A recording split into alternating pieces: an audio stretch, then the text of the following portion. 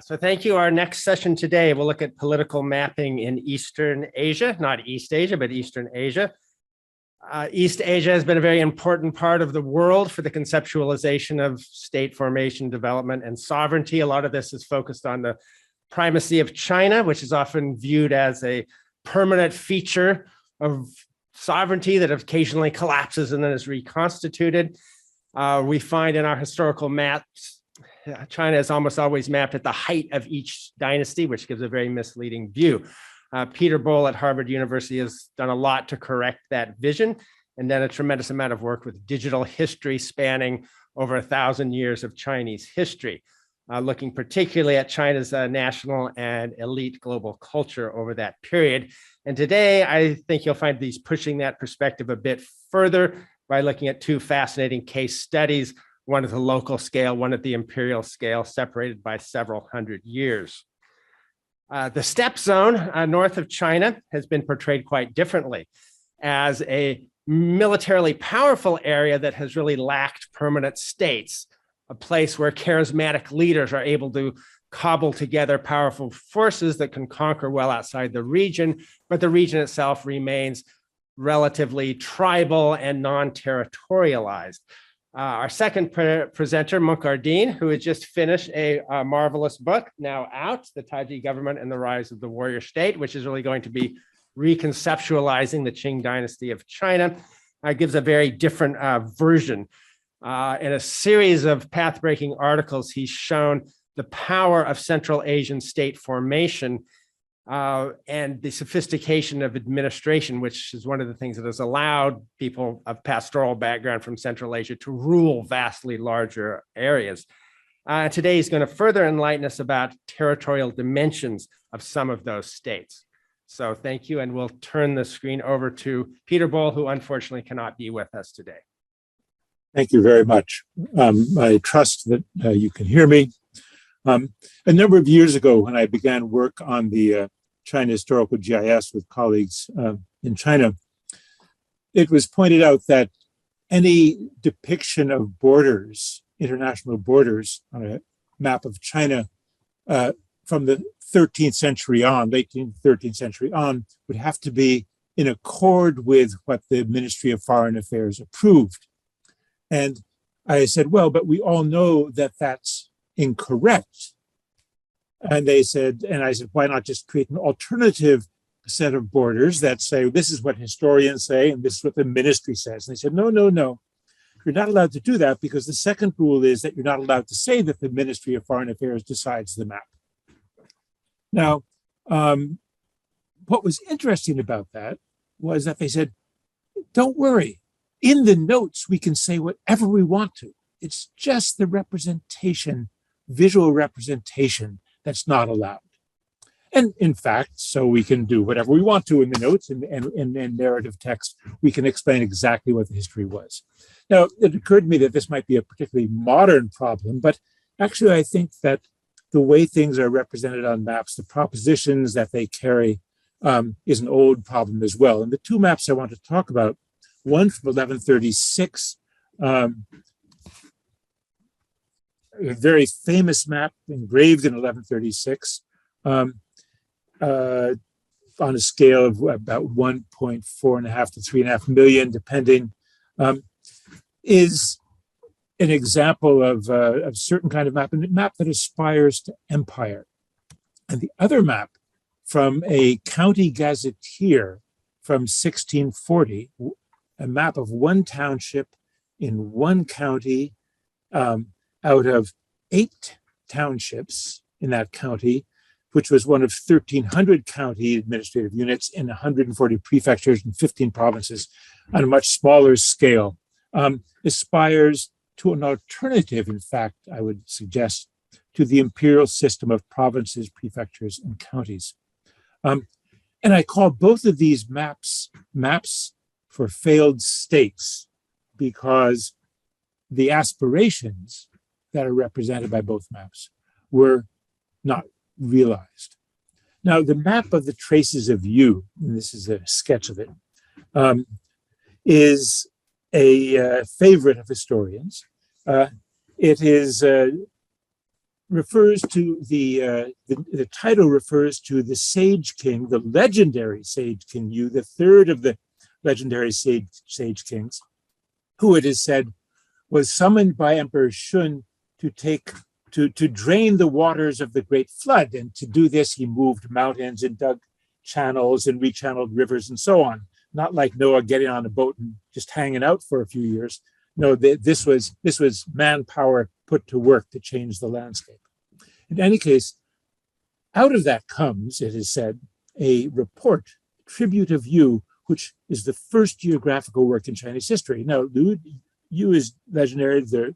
This geographic work may come at 800 BC, maybe later. And basically, it depicts 9 provinces of China, of what we call today China. This is a modern representation, which has all the qualities that the previous panel talked about: homogeneity, all the strict borders, and so on.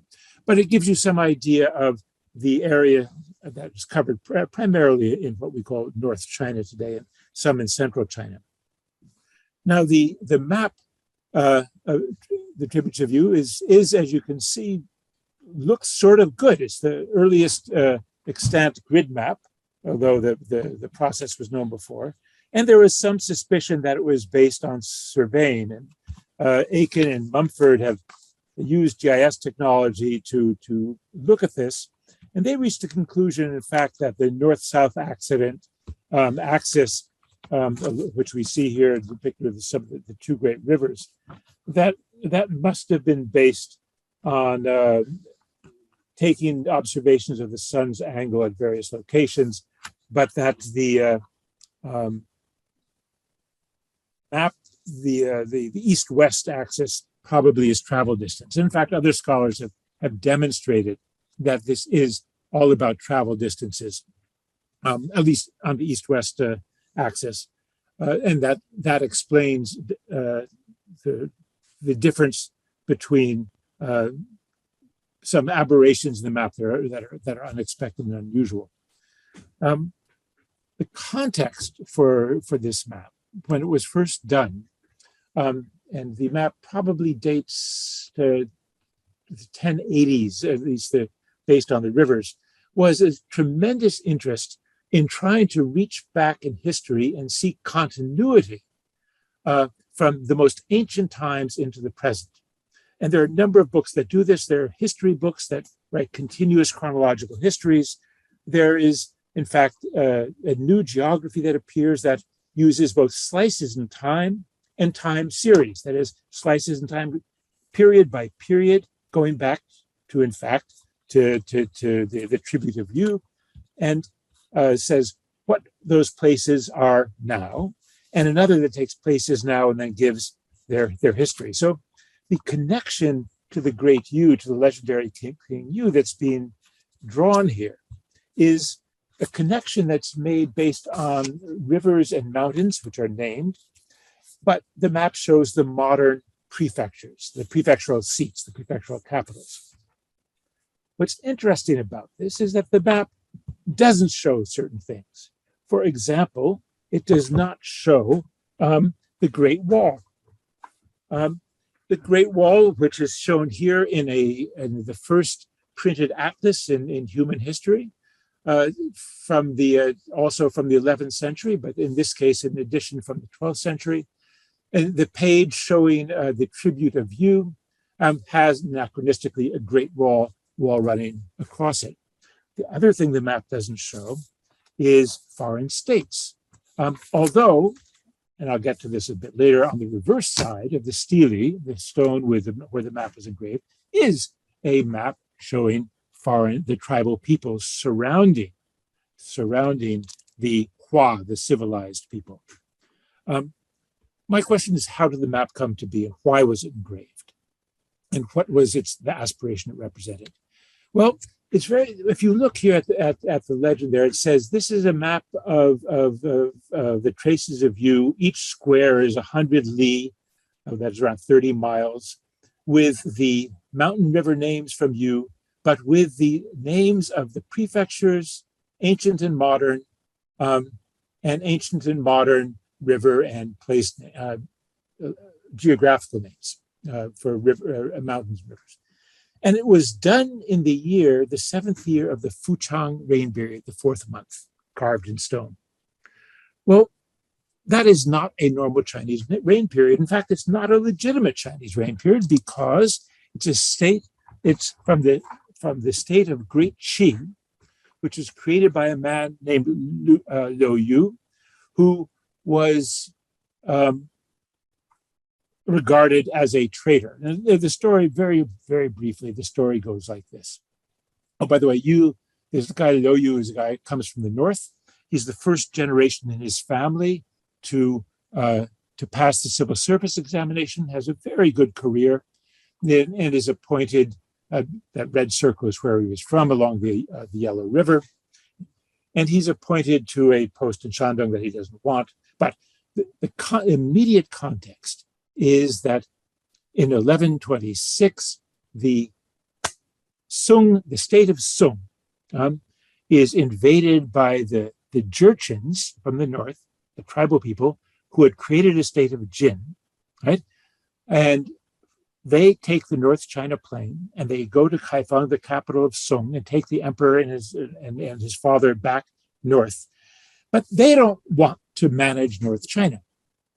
And what they do is they try a puppet regime. The first puppet, Zhang Banchang, decides that he'd rather go back to Sung, and so he gives it up and goes to Sung, having been promised a good living afterwards, and is immediately executed.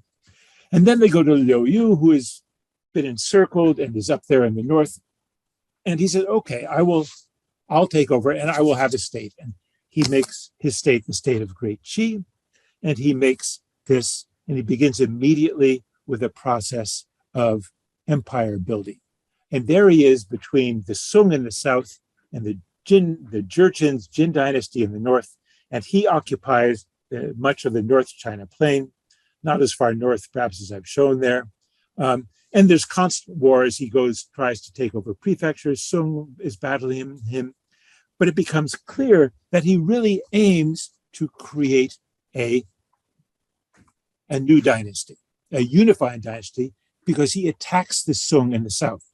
He sends ship models to his allies, the Jurchens in the north, gives them a map for sea routes, and wants them to join in the attack on Sung. He starts to build up a traditional dynasty, starts a civil service examination, calls for people to offer frank criticism, promises promotion by merit, and so on, and is moving along at good speed when the Jurchens decide, well, moment, this is a danger to us as well, and they turn against him, and that's the end. What's this map about then? The map, I would argue, is a map that states his intentions to create a unifying dynasties, but within historical borders. When we look at the going back to antiquity, right? So not being expansive. When we look at the reverse side of the stele on which that map was engraved, we see the map of the civilized and the tribals. And I've gone back and forth on this. You can see this is saying, letting people know, and we plan to deal with these people after we've conquered Sung. But in fact, I think it's a different story. What he's saying is, we are surrounded by other peoples, and we're going to be quite content with this land in the middle. Why is this a failed map? Well, it's a failed map because the Jurchens didn't accept the notion that there was this one territory. The following Chinese dynasties didn't. The Mongols certainly didn't, to expand it all the way through Eurasia. The Manchus and the Qing dynasty did not either. And in fact, the People's Republic of China does not either. What the map of the traces of Yu depicts is within that blue circle, right? And so the aspiration to a state that was within historical borders and historical tradition, in fact, was a failed aspiration, a map for a failed state in many senses. My second map is from 1640, a map showing this one township, Chungde Township, and here with translations of all the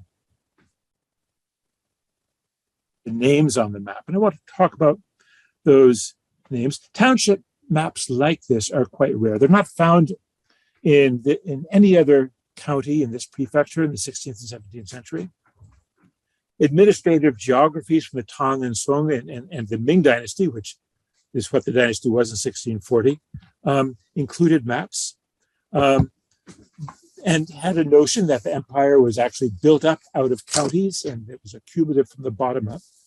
But Yiwu County, which Chungde Township was part of, didn't have maps until the 1350s, and this map in the 1640s, they clearly state was going to be, was more detailed and had more content than any map that had ever been done. This is basically where the township is, south, adjacent to the county government, but in fact, the map itself has a southern orientation, looking out from the county seat towards the south of that map. And the gazetteer has lots of information that in its narrative parts, or it's in its lists, that covers stuff that we see here. It has tombs, practice grounds, monasteries, shrines, mountains, bridges, all are talked about and listed and given histories in the gazetteer. But the gazetteer is more than that too. It has lots and lots of biographies, local literati, organized by category, good officials, Confucians, writers, and so on. And we see this concern with literati in those tombs, all tombs of famous literati figures. But there's another feature of this map which is truly unusual, and that is the villages. If you look here, you see these are the families or represent villages. These are all the villages on the map, right? And when we look at the names of villages, you'll see here that those, in fact, for those of you who know Chinese, that they're all family surnames. But when we look at other maps from the same prefecture, from earlier, from later, what we see that no villages have surnames. They all have, almost all of them have landscape names. And when we look further into the modern map, the first modern map, looking at the part that would cover the Chungde Township, modern mapping techniques, we see that here too, villages have landscape names. What's going on here that all of these have family names? And because if we then look actually into later maps, when they stopped doing this, when they stopped recovering, my paper talks about when they stop and why, what we find is that, in fact, they will say, oh, this village with a landscape name, but the leading family in that village is so-and-so. So the information is known, it's just not being depicted after a certain point on this map. What I think is going on here is that families in around the 14th century, families start to become lineages and maintain themselves over time with genealogies and to build up their local power, intermarry with each other. And an ideology of family, of lineage is formed. In this case, in the 14th century, Fang Sharu, a very important local figure, explains that literati can transform the world without office by harmonizing their lineages. And Fang is, although he gets executed in 1403 for refusing to accept the usurpation of the Yongle Emperor with all his kin, he is being resurrected in the 17th century, being held up again as a model. His thought is being paid attention to. And what I think this map is showing is that at a particular moment in 1640, when the Ming Dynasty is in shambles, it's suffering from internal rebellion, foreign threat, the economy, because of the cutoff of silver from Japan and the Philippines, has gone haywire. There's great discussion about how do we save the day. And that discussion is built around a debate over statecraft, whether to me the centralized bureaucratic system has gotten us into too much trouble, or we should go back to the enfeoffment system of the ancient sages, where we decentralize. But decentralization can have two meanings. One meaning was that we have land reform, that we have local people who will be hereditary rulers of a place, but they have to carry out land reform and equalize land distribution. The other was to say, and this is what this map is about, that we will have the lineages in control, that local society is lineage society. But this is also a failed state. It's a failed state because that's not what the government will recognize. No effort is made to institutionalize that, and yet those lineages continue. And this gets to my final comment, it's sort of conundrum in later imperial history or Chinese history from the 14th century on. With lineages for the south of China, with lineages so strong, and as many of you people know, the Chinese government is very small, the central government and its field apparatus. How does the dynasty stay together? How does the territory? And the answer, I think, is this combination, on one hand, of government with Confucian schools, with literati lineages and Confucian ideology that's committed to a sort of a secular humanism of belief in unity as a value above all. And you see here the depiction from the local gazetteer of the county administration in the Confucian school. Confucian school is somewhat smaller, but the layout is quite the same. It's kind of a parallel universe. My final comment is that in 1949, in the 20th century, both the Kuomintang, the nationalist government, the communist government tried to suppress localism and lineages. And in 1949, the compilation of local gazetteers and family genealogies was forbidden.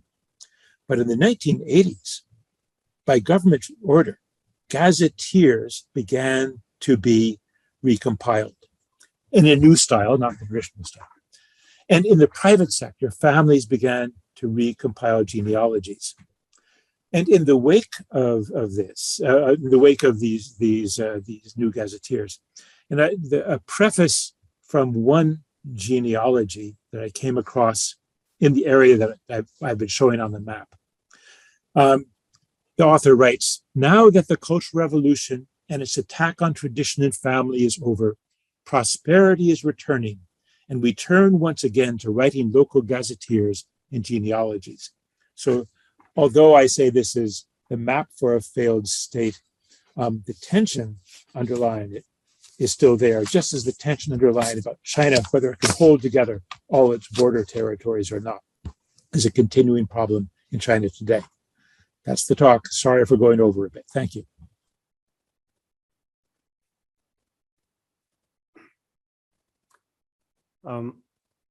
So probably good afternoon, everyone.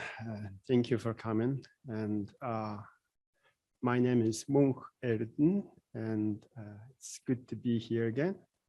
And I'm very grateful to Karen and Martin for having me here. And also, I really, really appreciate the Map Center people for creating this wonderful work out of those Mongolian principality maps. So of course with rest of the all. So I really, really impressed with that. So my paper today, I'd like to basically, it's actually not the new thing, but just to join the argument and sort of debunk the conventional wisdom that sovereignty transformed from political authority or sovereignty over people to territory. And let me, okay, show the outline now. So first I'll introduce basically the received wisdom, and then I will briefly outline what was actually the transformation, and then what I call the Great Divide or the colonial transformation, and then I will introduce it's sort of an application of that colonial discourse to to Mongolia and surrounding regions, which is now known as Inner Asia. Probably we all accustomed to the term Inner Asia as sort of a geographical term, but that term did not exist about 100 years ago. This is a part of the colonial discourse creating nobody's sort of land. And then I will discuss what I call the Great Code Order. There was a very similar development in 17th century Mongolia, similar to the Westphalian peace.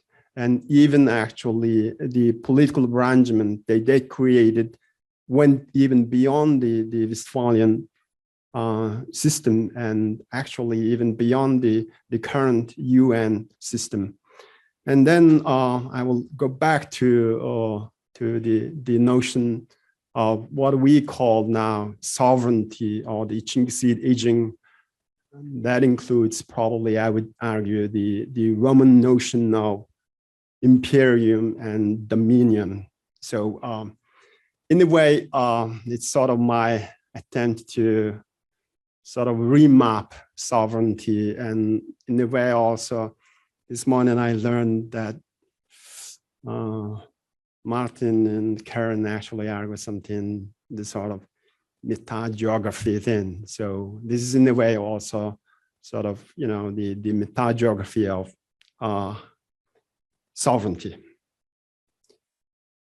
So the wisdom is that there was a transformation of sovereignty from tribe sovereignty, or the sovereignty over people, and to the sovereignty over territory. And now the sovereignty is exercised on the control of the land, the piece of land, basically. And the people are subject to the state authority or the political authority by virtue of residing on that ordered enclosed enclave land. So, but before then, and that idea is actually, it signifies the transformation from pre-modern political order to modern political order, a mostly sort of, you know, Westphalian nation-state system. And within that, probably you all know the king of the Franks, or sometimes king of the French, is not the king of France. King of the France is the king of the land. He controls and owns the whole thing, and that's real sovereignty. But the one before the king of the French controls the people, not the land. And there was no idea of territorial control and sovereignty, etc. But you will see Peter Ball's and many of other people's the evidences they show renders it actually not the case. The political control here, I would argue that was and has always been territorial, and it's been always over people, not on the territory. And the important part. Then the other idea, the received wisdom, is the nomads have no territorial sovereignty, and basically, you argue, even Peter Ball is saying the tribal people. Nomad basically means tribal. It's basically the closest or direct connection.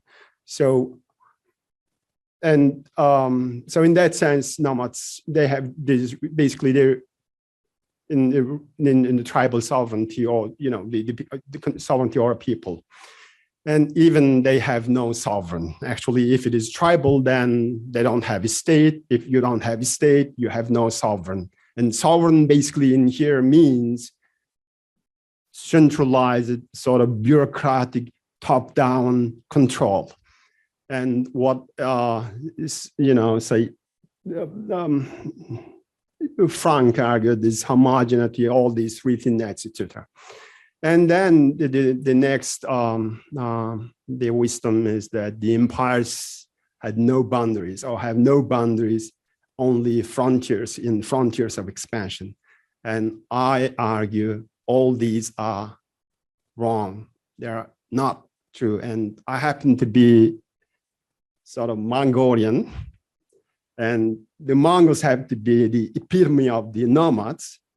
And also they happen to be the people who built one of the greatest empire of all time. And that empire had border.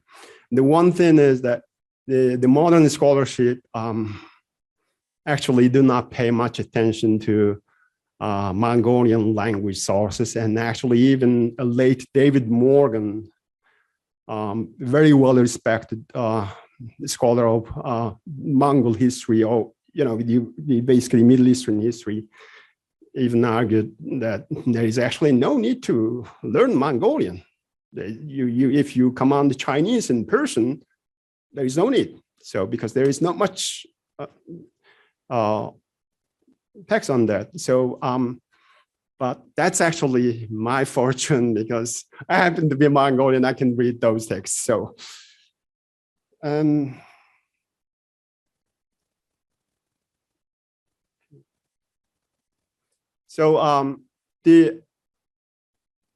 the actual transformation was actually, before that I should explain, this presentation is, if I may say, very much Weberian and very much sort of ideal type sort of thing. So this time the representation and infrastructure is like not in the discussion. So the actual, I think the transformation was from what Max Weber argues, the traditional authority to legal authority as the pure types of authorities. And actually, in reality, sort of, the charismatic one is the statu nascendi, or basically the emergent building state. That's not really at one type. If you have the institutionalized political authorities, these are the traditional and the legal authorities. And Weber's legal authority is actually what he argues for patrimonial feudal government, patrimonialism. And in European case, and he argues that was just the exclusively or uniquely European phenomenon was the feudalism. And the transition or the transformation was from this system to the legal or the rational system, rationally enacted rules. And actually he is transferring the sovereignty from the master, the feudal master or the patrimonial lord to the legal rules. That is basically transformation, and what later on Carl Schmitt called the liberal constitutional state, and what in the 19th century German jurists, scholars of law, they argued the Rechtsstaat. That's basically the fundamental transformation. And if we also look at in terms of sovereignty, the transition was from imperium or from divine majesty to princely sovereignty to popular sovereignty. That's what we have, the nation-state sovereignty. And the main argument is basically the political authority is over people, and it has always had the territorial limit. And the Weber's main point is Weber's actually the definition of the state is it's a human community. Most of the times, the political scientists and other scholars and whatever scholars, they emphasize on the mean side. But Weber defines the state as a human community, not as a governing structure or etc. But the human community that has claim, or basically legitimate claim to use physical force or physical violence. So it's a human community with basically whatever, the armed force. And that's why Weber sees the state as emergent as a war band. And his, the archetype of the political authority is the Roman Imperium. So we can discuss it further, but this is basically the transformation. There was no transformation from sovereignty over people to territory. That's the argument.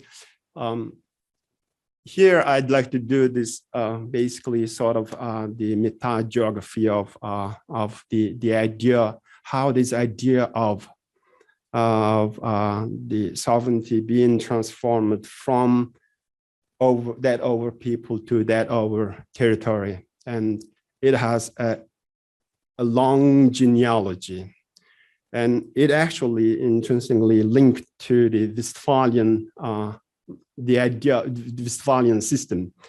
What the Westphalian sovereignty or Westphalian principle did, what in Westphalia did is it recognized autonomous existence of lesser polities, lesser principalities, of formerly feudal fiefs and greater lordly domains from the empire, from the Holy Roman Empire. And it led to, because it was a dividing what within the empire, already existing empire. And it made the proprietary dimension of a sovereignty more prominent, and it led to the territorial dimension more prominent. And because it recognized these lords, the signatories, as the sovereign princes, it rendered the other princes who were not present, including Christian, including within the empire, and also without the empire, into non-sovereigns. That was basically the logic, because it is a zero-sum game. No sovereign would recognize another sovereign. If you recognize, it creates another, domain, and it will lose. So that was the logic, and this actually, at the same time, the concurrent colonialism made this basically the territorial dimension, because territory embodied the idea of equality in a way, basically the autonomous existence, and also the non-interference principle. And this was accepted by what at that time called probably the people who dealt with what became the international law, and all those doctrines basically argued for that. And initially, basically the rest of the world were by like papal doctrine, or if the non-Christian prince's land was basically sovereignless, and then they become sort of basically ancient society. And it's Henry Maine who coined this concept of tribe sovereignty, and saying that the king of the French were not the king of the land of his people, but of the people. But king of the France was the king of the land, and he had the absolute proprietary rights on the land. So this idea went, and then when it comes to Henry Morgan, he created this ancient society, the divide even more increased, and now the sovereignless or the tribe sovereignty become a kinship society. So if you think, 2007, I think David Smith wrote a book called Headless State, and the misrepresentation of Inner Asian nomads. Inner Asian nomads are the lineage society. The segmentary kinship system is the Inner Asian society, according to that decision. But what Peter Bold argues is actually the peasants are the lineage society, the nomads are actually different. That's what David Smith argues. And that become the deeply rooted notion, and scholars basically assume like that. But all these notions were challenged in 1940 by this book called The African Political System. And what the African political system showed, it was not whatever they called the tribal people, even the African political system, even spiritual, that Mayer Fortis found is that even what they call the segmentary lineage people, that people who had no centralized or no no centralized administrative system, had even territorial organization. They defended territory. Even actually, David Morgan himself was arguing like that. So with all of these, the territorial sovereignty, the question of from sovereignty being transformed from territory to people to the territory, basically become a question of from kingship to bureaucracy. And with this, all these things, and actually behind this is actually the Weberian idea of his emphasis on territory and on rationalization and bureaucracy. But actually, what I would argue is that even Weber recognizes that bureaucracy does not create state, because bureaucracy is appointed, and appointment and sovereignty or derived power and independent power excludes each other. And that Weber recognized. And modern sovereign, the initial formulation is also the sovereign is who he owns and possesses power for eternity, perpetual power. And Hobbes is that the sovereign power is created either by acquisition, that's basically by conquest, and by institution, that's how he creates Leviathan, and by generation, by succession, basically. And Weber's authority is basically by appropriation and election, and also having been succeeded. So that's the great divide is actually basically scholarly misrepresentation. That would argue. And as for inner Asian frontiers of China, and many scholars rely on Latimer. But what Latimer was doing is that he was politically motivated, agenda-driven work, and it was basically work of the politics of 1940s.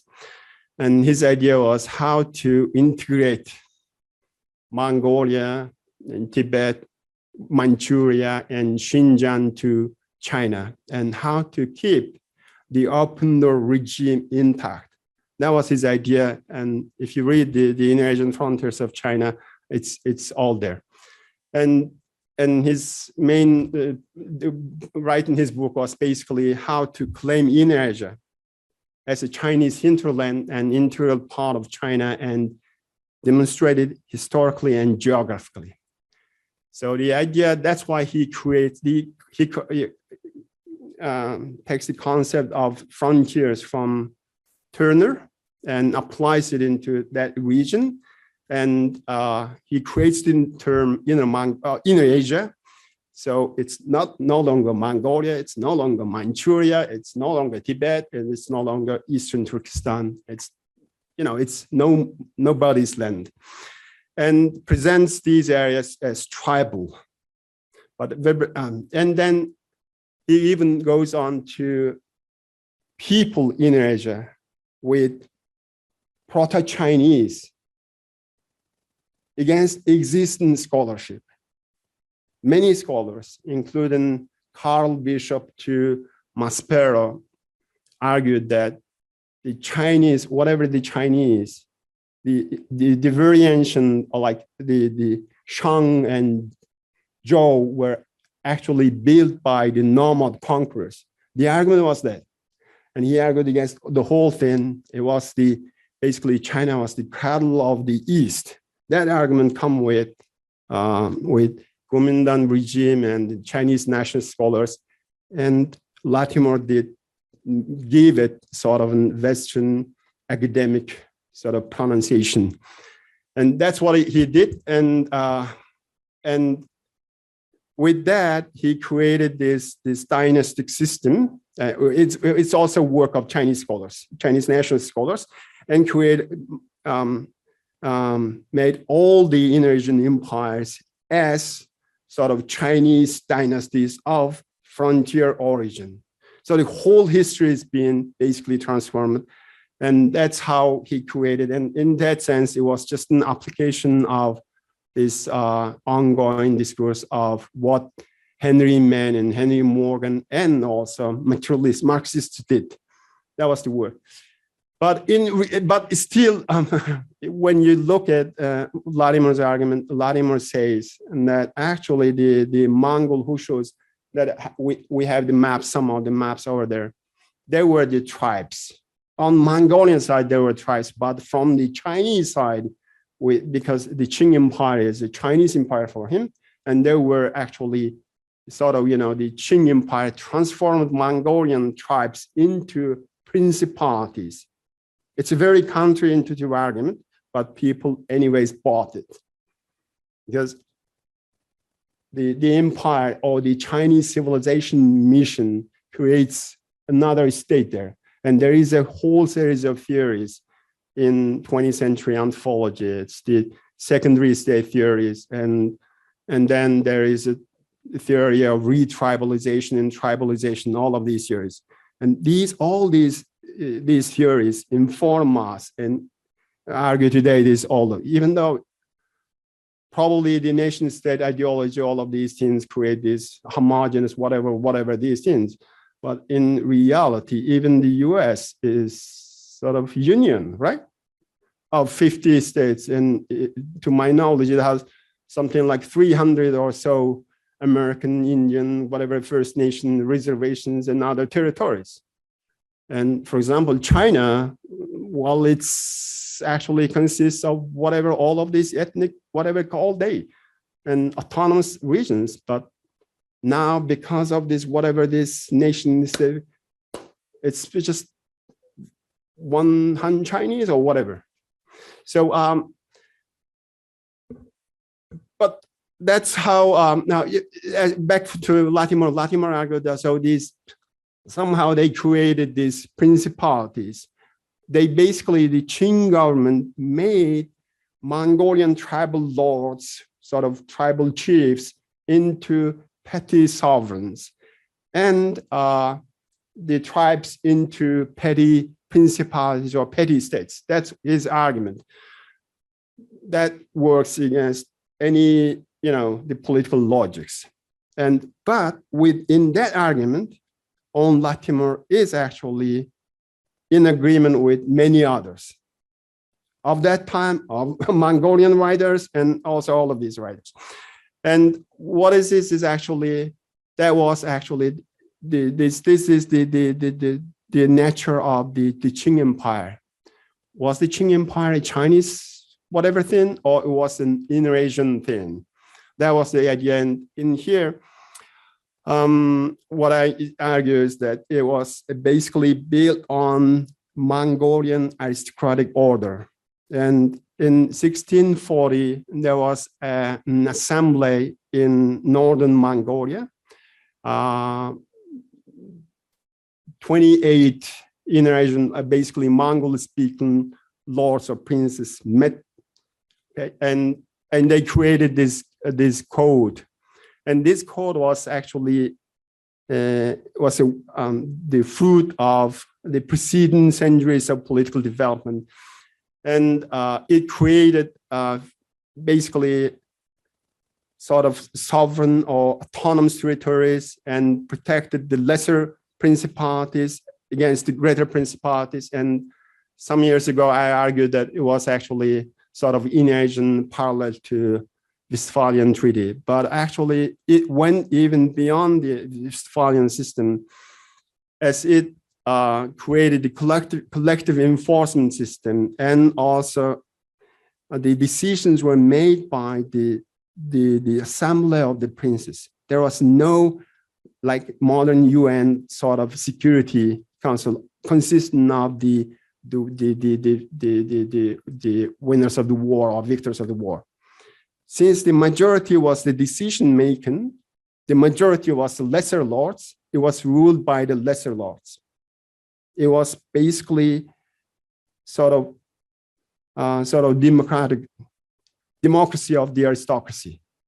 So this system actually created this Qing Empire, and what Latimer sees is the principalities. Within the Qing Empire, all Mongolian principalities were autonomous principalities. They all had their own military, and the ruling prince was the commander of the armed force. And this is basically created by the empire by division of inheritance. That was the result of the system. And this idea comes from the Qingxi notion of Yijing. And the Qingxi Yijing is one who commands, at the same time, one who owns. Genghis Khan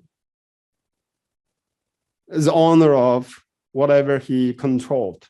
He divides it into shares, or in Mongolian it's called khub, to his sons and his brothers, and gives them. It's just like a property.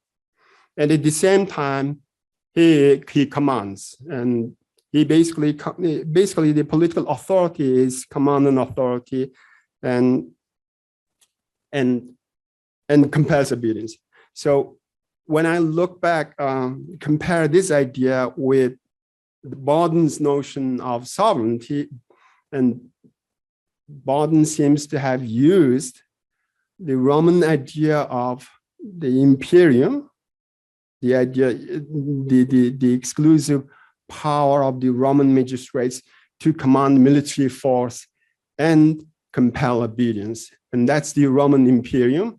And then Roman idea of dominion, and the man's total control over his property. And that was the sovereignty of the patrimonial lords. I don't think it was the political, whatever imperium of even Roman imperium was that. When Boden was arguing for sovereignty, he actually takes the Tatar or the Genghis Khan as the ultimate, the epitome of the archetype of the sovereignty. But what he was actually using is that using Roman idea of imperium and combining it with Roman idea of dominion in actually describing and legitimizing the French absolutism, French absolute monarchy. That seems to have been his idea. And that's why he emphasized the idea of indivisibility of the territory. But in reality, territories were divisible. They divided by inheritance and created all these, Charles will, Luca will show in the Holy Roman Empire's case. So, but when it comes to Weber was a legal positivist. He was arguing for the Rechtsstaat. Basically, he was abstracting what was the liberal constitutional state into as a legal authority. He was transferring, and his state is as a human community, is a fundamentally modern nation state. And he doesn't have the idea of, he doesn't have a concept of sovereignty. He knows sovereignty as a juridical concept, but it's not in his working academic concept. But in him, basically what we call sovereign becomes the people, and when it becomes the means or the government or the public service, and what Hobbes would call sovereign becomes the principle or the sovereign, basically. That was actually the fundamental transformation. And the other thing is sovereignty is always being defined as a power But in Weber, even in Baden, even in Hobbes, sovereignty is actually not power, it's authority, a legitimate power. And in that sense, even in the Westphalian system, even in the modern system, sovereignty is not, rather than, I would argue it's authority than power, and authority in terms of as a, legally given rights. Thank you very much.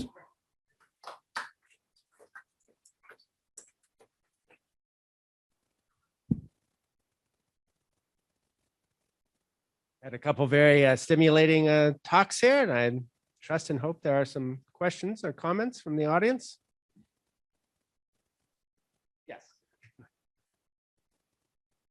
Please introduce yourself. Hi, I'm Valerie Kibbelson. This is for Peter Bolt. I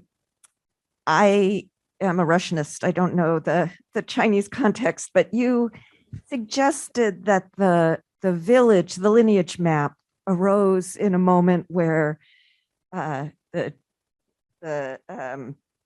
Ming was in shambles and facing all sorts of catastrophes and kind of groping for solutions.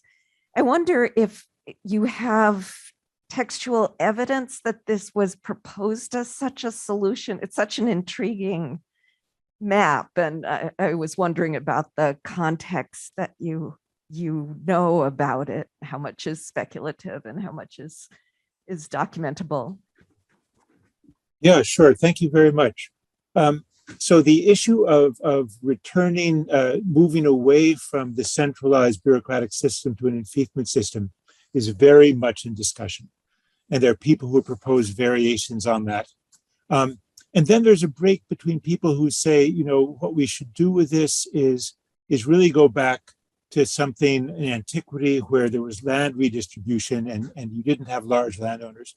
And other people who say, well, no, the facts on the ground are have to do with lineages. This is particularly true for the southern half of China. So that's pretty well established. What I was interested in was that this map is done, which decides to, rather than using the village names, use the names of the lineages that dominate the village. This is the period when we have, and this actually continues on into the present, that these villages are single surname villages. Daughters marry out, wives marry in, and there's no, you can't marry people of the same surname. So that procedure has to work. So I think that the argument that I would try to make with this is that the map is in many ways a one-off, but it's an idea that's particularly in that place, has been discussed by local people, and a case has been made for it.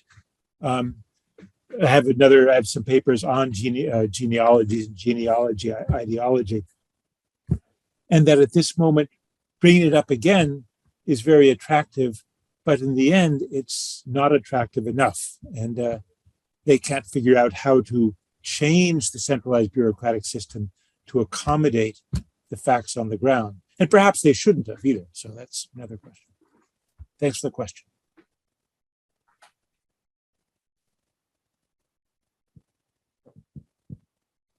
Thank you.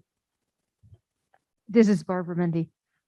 This is a question for Munkh, and I thank you for your illuminating talk. It was fascinating to hear an argument of this ambition and scope. I'm wondering, though, you have a central claim about a kind of a colonialist logic at the center, as the centerpiece of what's happening in Mongolia. And I'm wondering if that colonialist logic could be applied to other colonial situations. And if so, how would you do it?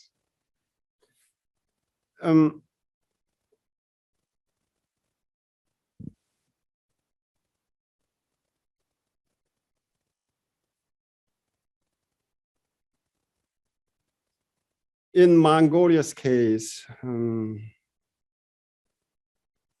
it's pretty much evident. And it was basically this. But what I'm bit doubtful is that,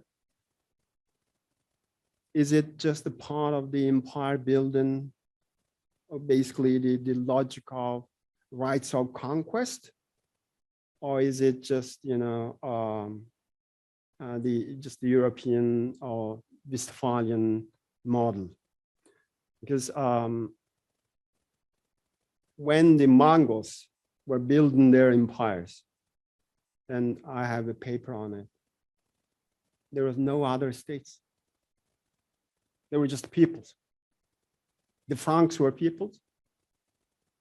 The Hindus were the peoples. The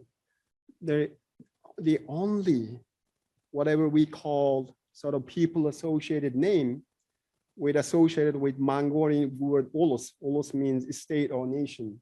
Basically, whatever with political structure was only Mongol. The rest, all were just Irgin. Irgin means subjects and people. So in that sense, I would say any power holder would say the others ethnic. Now we have this discourse even now. We whatever this, this probably this 195 or is whatever states are sort of states, and or at least the ruling majority, whatever the titular ones are the state, and the rest are ethnics, right? Or indigenous or something of the sort. So in that sense, if we make a broader generalization, I think the whatever conquering powers would build, so, use that sort of, deploy that sort of discourse. And that discourse also in the case of the Qing Empire building too. As for the Westphalian system, the logic is it's the zero-sum game. And we have normalized, it's just normal thing. It's just a way, it's just an order of things that, is now that in order to build or create a state or independent, sort of an independent community, you have to be recognized by the 5 members of the Security Council. We, the reality school of people of the international relations, when they argue for it, they normalize it. Now we just like, it seems like we in the end of the history, and history is done. It's the given system. It's this system. It's unalterable. But I think it's not. There was a better system even in 1644, and it's all the experience. It's basically not determined. It's dependent on things. But whatever power holders, they create this, and I think, I'm afraid that many academic scholarship actually come up after it and rationalize it. That's. I'd like to ask a question myself before I move the microphone on, and this one is especially for Peter Bull. I'm reaching here, but I'm in my mind trying to connect your paper and your concerns with those of Jordan Branch, and wondering whether it's possible to kind of flip the picture around and see these lineages not necessarily, or at least not only as failed states, but as something that's stacked inside and on top of the state, and actually has been remarkably durable, remarkably successful at colonizing those spaces, whether they were mapped or not. They even seem to have survived the onslaught of the Cultural Revolution, and they're coming back. It's like a weed that just, you cannot kill it. And I'm thinking about this, especially because in another class, I've just been reading Melissa Macaulay's book about the South Chinese lineages and their success in overseas explorations in Southeast Asia, where again, they operated invisibly within the power structure. They didn't have a state, but they did very well at piggybacking on other empires. So my question, if I know I'm supposed to end this with a question mark, could you play with those ideas for yeah, absolutely. Look, one of the things that we're talking about are that these lineages are by and large lineages that claim to be founded by literati. And literati by definition see themselves as participants as part of a national political and social elite, right?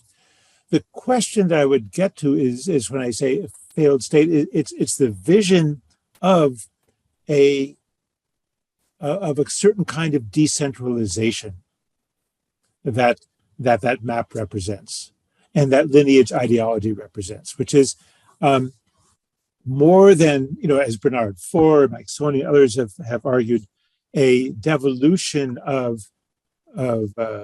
or recognizing that lineages are going to barter with administrative power, but that it is in fact envisioning a systematic, the possibility for systematic decentralization of the command structure, of the highly centralized command structure, where everything is top down, and everyone is, that lineage power is seen as a threat to the state. And that certainly was in the 20th century when the nationalists and the communists were trying to build up a stronger government with more power over social practices and social formations.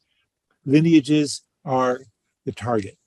Right? So I think that yes, they are part of it, and you can put them in that position, but at the same time, they're outside of it, or they're on the fringes of it, and they're in tension with it. That's the best I can do for the time. Great, thank you. I think we have a variety of people who want to ask questions. Here's one. This will be a short one, Monk Marie Price again. So I'm tantalized by you referred to the maps, but can you talk about how the representations of power in the Mongolian context through maps are maybe different from the Westphalian vision? So you never really brought in those representations, and can you just give us a hint of how this would support your argument? At the end of the Qing Empire, Mongolia was consisting of some over 200 small petty principalities. And all of them have had, and we have now the maps, periodically updated, because they were still dividing their principalities to their sons. It's only basically 4 families. The majority of them are the direct Qing descendants, the Dainhanid princes. They were divided. That's now Inner Mongolia, greater part of Inner Mongolia, and greater part of Outer Mongolia, or Mongolia. And there is another family, the Choros dynasty, and that's what we call Jungar and Western Mongolia. And in Inner Mongolia, there were 2 other small families. One is Qing's brothers, and Qing's brother, and then one of Qing's entourage. All these had their maps. But as for the maps, if we go back, for example, in Simachan, in Shiji, the Shunnu ruler, Madun, he actually first, made the border with the Great Wall, not the one that now exists. One is already gone. That was the border. And then in 209, before Christian era, what happened is that the ruler of the Eastern Hu demanded a stretch of land between Shunnu territory and the Eastern Hu territory. There was a vast, basically wasteland. No one used it. There was no economic value in that territory. And so the Eastern Hu ruler demanded that land to be surrendered to Eastern Hu. And when Modun had elicited consultation from his advisors and ministers, they said, give it away. And he said, now the land is the basis of the nation. And he fought the war with the Sun who conquered the land. And so and then what we have, the information is that in 46 of the present era, another Shunnu rival for the Shunnu throne gave the map of the Shunnu territory to the Han dynasty in revenge that he lost, his bet for the throne. So what I would argue, and then also in the sources, for example, in the Secret History of the Mongols, Genghis Khan divides and allocates territory. In Mongolian, it's called Nontuk, and this word is actually the word attested in the Chinese rendering of the Shunnu word Otto. And the territory is divided to Mengens, or the decimal divisions, and they have officials named Nontukcheng, or the people responsible for the territory. Each these Mengots had its own Nontukcheng and divides and demarcates the territory. So what I would argue is that all these sources shows that all the territories were, all the polities were, even non-political formations were actually territorial. And in Mongolian case, I'm not sure if the map was before the territory. I don't think in Mongolia's case, because if you somehow visit Mongolia, you will see all of these obos, or the stone cairns, in the top of the mountains, and even in the steppe, you'll see these cairns. And these are the borders of these small principalities. And in those maps, these are very prominently, we have two maps there from one small principality. In one map, it has more content. The other one is just the border. That's the importance. So I would think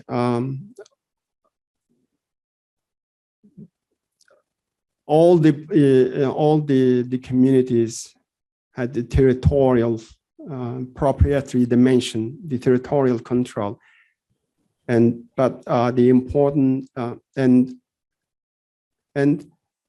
in that sense, they all had the borders and frontiers and all of these things. But as for the modern mapping, this Westphalian logic, this zero-sum game logic gave an impetus, and then colonization, and especially this, even though at the same time, I think the idea of political authority transformed from this patrimonial lord, the lord who owns the people and land, with this idea of liberal constitutional state, most of the private property is being protected. That's why the Lockean doctrine is very powerful.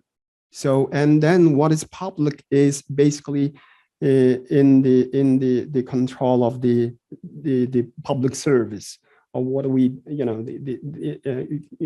call our rulers or whatever, the public servants.